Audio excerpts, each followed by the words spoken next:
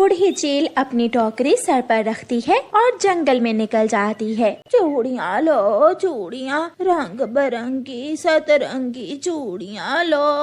वो जंगल में आवाज लगा लगा कर चूड़ियाँ बेच रही थी। चिड़िया वो देखो चील चूड़ियाँ बेच रही है, चलो चील से चूड़ियाँ लेने जाते हैं। लूसी वो बूढ़ी है मगर है तो एक चील, मुझे उस पर विश्वास नहीं है। हमें ना तो उसके पास जाना चाहिए और ना ही उसे संबंध बनाने में हमारा कोई फायदा है। चूड़ियाँ तो मेरी भी टूट गई हैं, मैं बूढ़ी चील से ही चूड़ियाँ ले लेती हूँ। गौरी कव्वी चील को रोकती है और अपने घर के सामने बैठकर चील से चूड़ियों का पूछती है। चील चाची इन चूड़ियों के रंग तो पक्के हैं ना? बहुत पक्के हैं इन चूड़ियों के रंग, तुम ये चूड़ियाँ रख लो और पैसे बाद में दे देना, तब तक तुम्हें चूड़ियों के रंग के बारे में भी पता चल जाएगा। ये तो खुद ही मुझे चूड़ियाँ उधार दे रही है, मैं माँ के लिए भी ले लेती हूँ। अच्छा ठीक है, 1 दर्जन हरे रंग की और 1 दर्जन लाल चूड़ियाँ मेरी माँ के लिए दे दो। चील गौरी कव्वी को 2 दर्जन चूड़ियाँ दे देती है। मैं 4-5 दिनों में पैसे दे दूंगी तुम्हें। किसी ने मांगे हैं पैसे तुमसे, जब हुए आसानी से दे देना, आखिर चाची हूँ मैं तुम्हारी। चील चूड़ियाँ देकर चली जाती है। वो अपनी गुफा में चली जाती है। ये भी दिन आने थे मुझे एक पक्षी को खाने के लिए जंगल जंगल जाकर चूड़ियाँ बेचनी पड़ रही हैं। ये बुढ़ापा भी किसी काम का नहीं छोड़ता।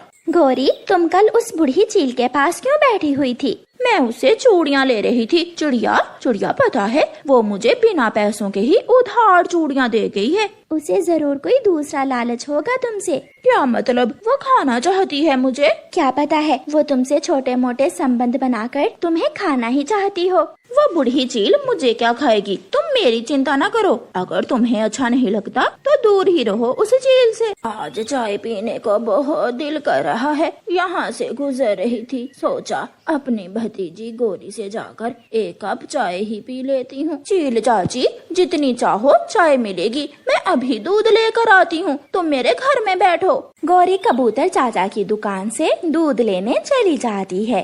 कोई मेहमान आ गया है क्या घर में? हाँ वो है ना मेरी चाची चील, वो आई है। चील के साथ बैठकर चाय पीना ठीक नहीं। पैसे लो और दूध दो, जिसे देखो मुझे भाषण देने लग जाता है। अकेली ही रहती है ये कव्वी, इसे तो मैं यहाँ भी खा सकती हूँ, मगर मैं ऐसा नहीं करूँगी। बूढ़ी हूँ, अगर पकड़ी गई तो जान से जाऊंगी।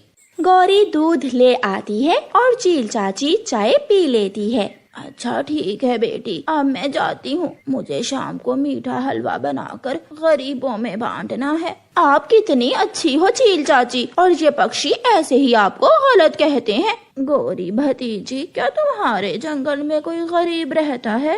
लो लाइन लगी हुई है यहाँ गरीबों की। तो ठीक है, तुम शाम 5 बजे के करीब मेरी गुफा में आ जाना और मुझसे मीठा हलवा लाकर उन गरीबों में बांट देना।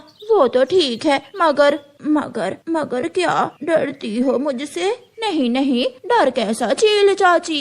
शाम 4 बजे के करीब चील हंडिया चूल्हे पर रखती है और पानी गर्म होने के लिए रख देती है। अगर तो वो कव्वी आ गई तो पार्टी हो जाएगी मेरी, अगर ना भी आई तो गर्म पानी में मिर्ची डालकर आलू का शोरबा बना लूंगी। गौरी कव्वी 5 बजने से 10 मिनट पहले ही अपने घर से निकलती है। चिड़िया मैंने सोचा है आज मैं जंगल के सारे गरीबों में मीठा हलवा बांटूंगी। मगर गौरी तुम्हारे पास इतने पैसे कहाँ से आए? मैं कोई तुम्हारी तरह गरीब हूँ? अमीर ऊंचे घराने के परिवार से संबंध है मेरे। गौरी तैयार श्यार होकर बूढ़ी चील की गुफा में चली जाती है। गौरी कव्वी को देखकर चील की आंखें रोशन हो जाती हैं। तुम आ गई मेरी भतीजी, मुझे तो विश्वास ही नहीं हो रहा। आहिस्ता आहिस्ता चील दरवाजे की तरफ जाती है और गुफा का दरवाजा बंद कर देती है। चील चाची दरवाजा खोल दे, मेरा दम घबराता है। घबराओ ना, बस पानी उबलने ही वाला है, अभी थोड़ी देर बाद मैं तुझे गरम गरम उबलते हुए पानी में फेंकने वाली हूँ, सब ठीक हो जाएगा। ये सुनकर गोरी भागने की कोशिश करती है, मगर चील बूढ़ी तो थी मगर इतनी भी नहीं कि कौवी को ना पकड़ सके। चील गोरी कौवी को पकड़कर गरम गरम पानी में फेंक देती है और उसका शोरबा बनाकर पी लेती है। गरीब चिड़िया अपनी बेटी का पालन पोषण करने के लिए दूसरों के घरों में झाड़ू पोछे का काम किया करती थी और जब भी जंगल में कोई त्योहार होता तो उस त्योहार के हिसाब से वो अपने घर के बाहर स्टॉल लगा लिया करती थी। उन दिनों रक्षाबंधन थी। चिड़िया अपने काम से फारुक होकर अपने घर के पास रेहड़ी लगाए राखियाँ बेच रही थी। राखी ले लो राखी, साही मिठू एक राखी ले लो ना, मेरा भला हो जाएगा। चिड़िया मुझे राखी की जरूरत तो नहीं है मगर तुम कहती हो तो ले लेता हूँ। मिठू तोता एक राखी ले लेता है। मम्मा कितनी राखियाँ बिकी हैं? कहाँ बेटी, एक राखी ही बिकी है आज तो। अगर ये राखियाँ भी ना बिकी तो कैसे चलेगा सब। दूसरे दिन जब मम्मा चिड़िया गोरी कौवी के घर काम करने जाती है तो गुड़िया सोचती है, मम्मा के आने तक आज मैं रेहड़ी लेकर राखियाँ बेचने चली जाती हूँ। हो सकता है राखियाँ बिक जाए और मम्मा खुश हो जाए। गुड़िया राखियाँ लेकर बेचने चली जाती है। राखी लो राखी, राखी लो राखी। एक शरारती छोटा कौवा गुड़िया को जाते हुए देखता है और गुड़िया के पास जाता है। छोटी चिड़िया, वहाँ पेड़ के पीछे तुम्हारी मम्मा बैठी हुई है, वो तुम्हें बुला रही है। कहाँ है, मैं देखती हूँ। गुड़िया पेड़ के पीछे जाती है तो जग्गू कौवा गुड़िया की सारी राखियाँ उठाकर भाग जाता है। यहाँ तो कोई नहीं है, शायद उस छोटे कौवे ने मुझसे मजाक किया होगा। गुड़िया जब वापस आती है तो रेहड़ी पर उसकी राखियाँ गायब थीं। गुड़िया रोने लग जाती है। वो चोर कौवा होगा, वो मुझे गरीब की राखियाँ चुरा कर ले गया। अब मैं मम्मा को क्या जवाब दूंगी?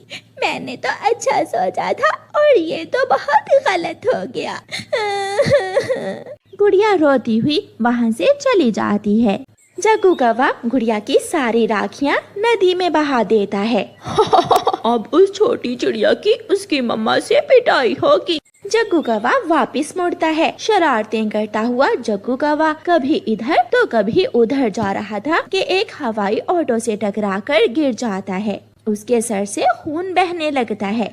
अपने घर जाती हुई गुड़िया उसे गिरा हुआ देखकर वहाँ आ जाती है। गुड़िया जल्दी जल्दी से एक ऑटो को रोकती है और उसे बुलबुल डॉक्टर के पास ले जाती है। ये गोरी कौवी का बेटा है, इसकी माँ को बताओ जाकर। गुड़िया की मम्मा भी वहाँ काम कर रही थी। आंटी आपके बेटे का एक्सीडेंट हो गया है, मैंने उसे बुलबुल डॉक्टर के पास पहुँचा दिया है। चिड़िया, मेरे जग्गू को न जाने क्या हो गया होगा, मेरे साथ चलो। गोरी कौवी भागती है। गुड़िया और उसकी मम्मा भी गोरी के पीछे पीछे चली जाती हैं। बुलबुल ने जग्गू को दवा दे दी थी। थोड़ी देर बाद जग्गू होश में आ जाता है। मैं कहाँ हूँ? जग्गू बेटा, आप ठीक हो? वो तो अच्छा हुआ जो ये छोटी चिड़िया आपको बुलबुल डॉक्टर के पास ले आई, वरना न जाने आज क्या हो जाता। जग्गू गुड़िया को देखकर डर जाता है। आप डरो ना दोस्त, मैं आपकी मम्मा को कोई बात नहीं बताऊंगी। गुड़िया अपनी मम्मा के साथ घर चली जाती है। गुड़िया बेटी, राखियाँ कहाँ है? रेहड़ी तो खाली खड़ी है। मम्मा, मेरी सारी राखियाँ गौरी आंटी के बेटे ने चुरा ली थी, इसलिए तो वो बुलबुल डॉक्टर के पास इतना डरा हुआ था। गुड़िया बेटी, बुरे काम का अंजाम हमेशा बुरा ही होता है। मम्मा, मैंने बहुत बुरा किया। मैंने गुड़िया की राखियाँ चुराकर नदी में बहा दी थी। मम्मा, उसने फिर भी मेरी जान बचाई। जग्गू बेटा, कभी भी किसी के साथ ऐसी शरारत नहीं करते। वो तो पहले ही बहुत गरीब चिड़िया है, बेचारी दूसरों के घरों में काम करके अपना पेट पालती है। मम्मा, आप रानू आंटी को कुछ पैसे दे दें ताकि वो फिर से अपना काम शुरू कर सके। फिर गौरी कौवी रानू चिड़िया को राखियों का एक बड़ा स्टॉल लगवा देती है और जग्गू कौवा गुड़िया से माफी मांगता है।